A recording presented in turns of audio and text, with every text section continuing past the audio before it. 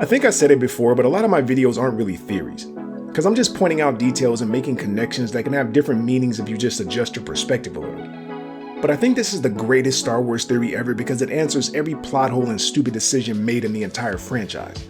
This idea started off as 25 theories that change everything, but I thought it was too much information for one video, so I split it up into smaller videos that focus on a specific topic, and this one was part of 5 Obi-Wan theories explaining why he was on Tatooine.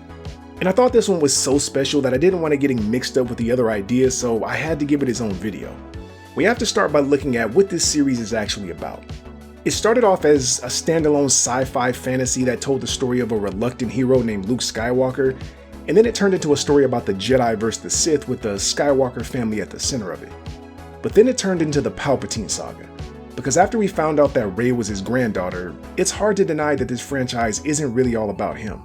But it could just as easily be seen as the Kenobi saga, because the prequels start off by following a young Obi-Wan as a Padawan and seeing him become a Jedi Master that trained the 2 people that would eventually destroy the Empire.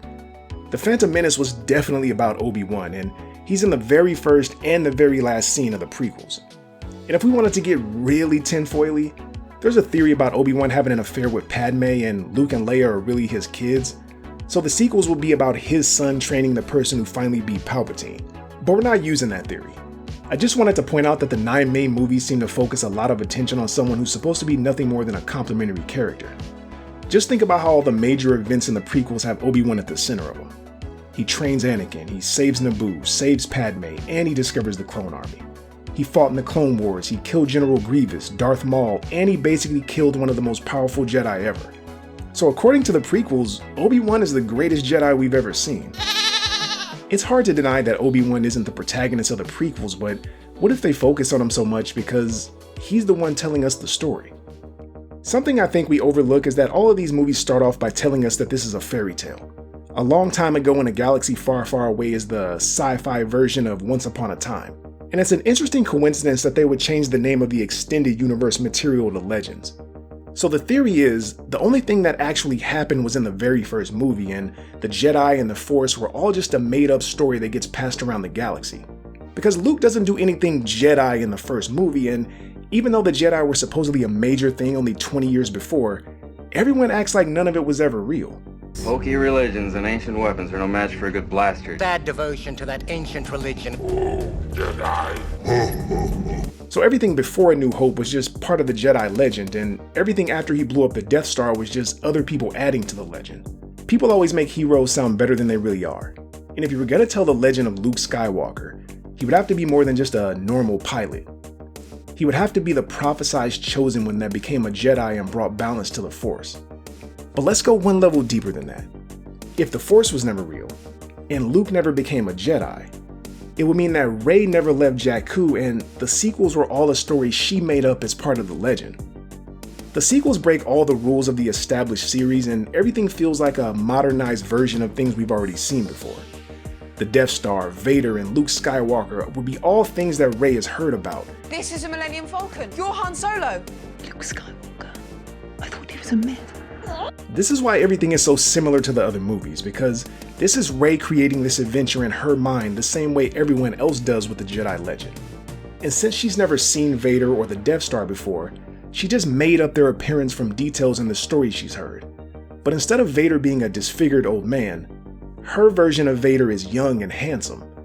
I think we can all agree that the original trilogy was a textbook example of a hero's journey, and one of the foundational requirements for this type of story is the protagonist having some hidden power or special importance that they were completely unaware of. And this is why I'm starting to think The Last Jedi is genius. Because in the last scene, there was a group of kids telling a story about Luke Skywalker, so we know people do tell stories about the Jedi across the galaxy. But one of the kids goes outside and uses the Force to grab a broom, and then he looks up at the stars, dreaming about a life of hope and adventure, and I think this is the entire point of Star Wars. I think everyone has fantasized about having a superpower or finding out you're part of something bigger and more exciting. And this is the foundation for most action-adventure movies. How many people believe in psychics, gods, or astrology to give themselves hope and comfort, even though most of it can be proven to be nothing more than fiction? The Legend of the Jedi are supposed to give people hope and make everyone feel like they can be a hero just like the people in the story. And every generation just adds to the legend by putting themselves into the adventure. This is why so many characters start off vulnerable and alone, because the legend of Star Wars is supposed to be a story that gives people hope and makes them feel powerful even though the Force doesn't actually exist. Mary Sue is a term used to describe a character that's overpowered and unrealistically lacking any flaws. And this type of character originated in fanfiction stories where the protagonist is an avatar for the writer to live out their fantasies in an already established fictional world. Most people think Rey is a Mary Sue, and she is, but almost all fictional heroes can be put into this box because if they were too realistic, we wouldn't be able to use them as an escape mechanism or something to aspire to be. Luke the pilot is a decent character, but Luke the Jedi is something that kids and adults can look to as an example of a true hero because he's more than just a regular person. And I'm going to end this with something that's pretty damn depressing, but it's also a perfect point to end on. The very last scene of Rise of Skywalker was Rey standing on a desert planet and some old woman walks by and asks her who she is. Now, this is supposed to be Tatooine, but what if Rey never left Jakku and this woman is actually Rey telling us the story that she made up as a coping mechanism because her real life was so sad? She spent her entire life alone, and just like she convinced herself that her parents were coming back, she also convinced herself that she was the secret granddaughter of Emperor Palpatine, a powerful Force user. She has lots of friends, everyone likes her, and she has a complicated relationship with a dangerous and exciting guy. And she was basically adopted by Han and Leia, and she was trained by a legendary Jedi on a magical island. Everything about her is the opposite of what we see when we first meet her.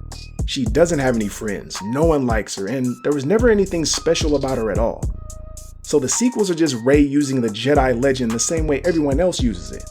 They put themselves at the center of a battle of good and evil so they can live out their desires in a fantasy world and escape the boring reality of their real lives.